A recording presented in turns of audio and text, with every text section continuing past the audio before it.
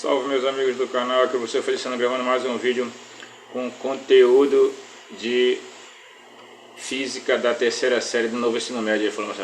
Agora começando nosso assunto para o segundo bimestre, a gente vai falar sobre geração de energia elétrica, certo? Aqui já na unidade capítulo 3, né, na página 40, certo? Geradores e transformadores, certo? Então aqui a gente fala algumas coisas. Carros híbridos e elétricos são apostas do setor automotivo, né? Então atualmente está tendo bastante carros elétricos, né? Cerca de 20,4% do número de veículos híbridos e elétricos no Brasil. Cresce, né, em 20,4%, né? Então cada vez maior o número de veículos elétricos, certo? Então o que ele fala aqui? As manchetes acima apresentam informações sobre a busca por um tipo de mobilidade sustentável, baseada em fontes de energia renováveis com menor emissão de gases poluentes para o meio ambiente. Mas como é gerada a energia necessária para o funcionamento dos veículos híbridos e elétricos, né? Como é que acontece isso? Esses veículos possuem um sistema de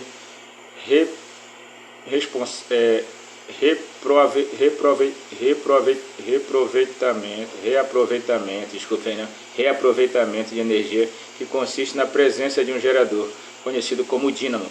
Esse tipo de gerador é utilizado em bicicletas comuns, né? Como esse tem aqui, transformando energia mecânica em energia elétrica, utilizada para o acionamento dos faróis, por exemplo, né? No caso da bicicleta, né?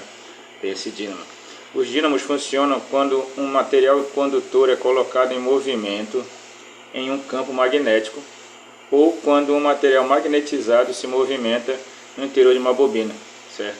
Então, nas duas situações acontece isso aí no dínamo. A variação do campo magnético causada quando um ímã se desloca no interior da bobina induz uma diferença de potencial que em suas espiras, fazendo com que as cargas elétricas dos fios adquiram um movimento ordenado, gerando a corrente elétrica, certo? Então basicamente é assim que funciona o dínamo que tem nas bicicletas, que faz com que funcione as lanternas da bicicleta, né, as lâmpadas, né? Esse fenômeno é chamado indução eletromagnética, beleza? Nos veículos híbridos existem dois motores, um a combustão interna e outro elétrico. Além disso, existe um sistema chamado frenagem regenerativa, que ajuda a recarregar as baterias. Esse sistema é acionado pela frenagem no momento em que o motor elétrico passa a atuar como gerador elétrico, certo? Que é o dínamo, e transforma parte da energia cinética das rodas em energia elétrica que recarrega a bateria. Além da frenagem regenerativa, o acionamento do motor a combustão também faz com que o motor elétrico se torne um gerador e carregue a bateria do veículo, certo? É assim que funcionam nos carros elétricos, né? Eles têm esse sistema de frenagem regenerativa que utiliza a própria energia das rodas, né? Do movimento das rodas, para gerar a energia mecânica para movimentar o dínamo do motor.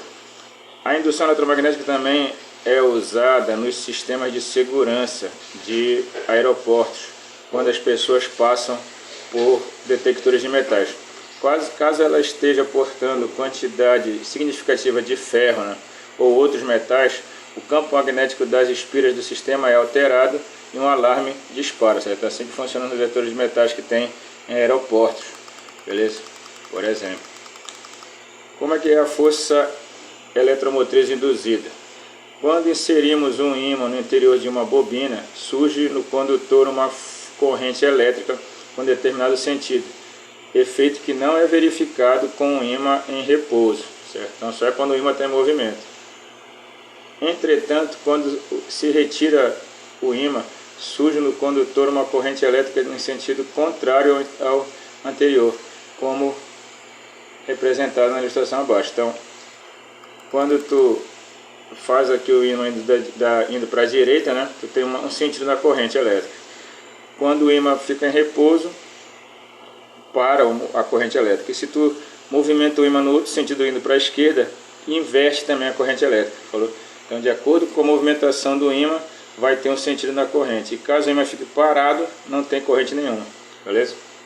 Então, é assim que funciona a indução eletromagnética, força eletromagnética. A corrente que surge na bobina é chamada corrente induzida. e é gerada por uma força eletromotriz induzida, que a gente chama de FEM, certo? E a qual é produzida pelo movimento do ímã em relação à bobina ou vice-versa. Pode ser também que a bobina se movimente em relação ao ímã, certo? Isso significa que a força eletromotriz induzida surge quando há um movimento relativo entre a fonte do campo magnético e o condutor, cuja intensidade é diretamente proporcional à rapidez com que ocorre o movimento. Quanto mais rápido for o movimento, maior vai ser a intensidade da corrente. Nas usinas e geradoras de energia elétrica, a voltagem é induzida movimentando uma bobina dentro de um campo magnético estacionário, certo? Então, quase sempre tu tem um campo magnético já montado e a bobina gira em torno dele, induzindo na bobina, né, uma corrente elétrica. Nas usinas hidrelétricas, por exemplo, utiliza-se a água para mover a turbina acoplada ao gerador, transformando energia mecânica em energia elétrica. Beleza? Aqui tem um exemplo aqui do gerador de Itaipu, tá? Das turbinas de Itaipu, e também os geradores eólicos. Todos eles usam esse mesmo sistema.